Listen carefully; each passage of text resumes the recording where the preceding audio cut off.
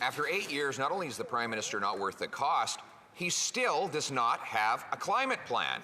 He said that if Canadians paid his carbon tax, it would save the world, but here are the facts. Canada now ranks 58th out of 63 in climate action. Canada is the only G7 country not to have reduced its emissions below 1990 levels. The Prime Minister has missed 7 of 8 of his targets over the last decade.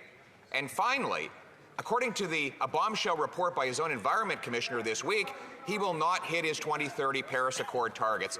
Mr. Speaker, why won't the Prime Minister just admit he doesn't have a climate plan, he has a tax plan?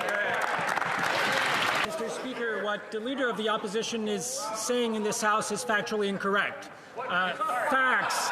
We have the best performance in terms of greenhouse gas reduction since 2019, Mr. Speaker.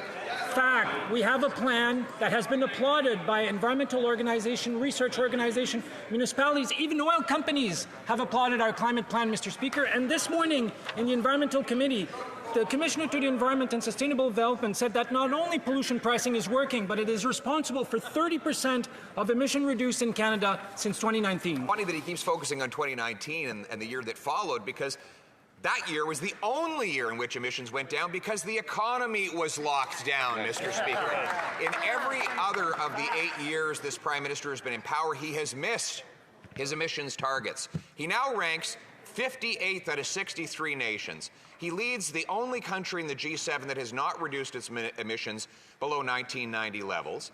And his own Environment Commissioner says he will not hit his Paris targets.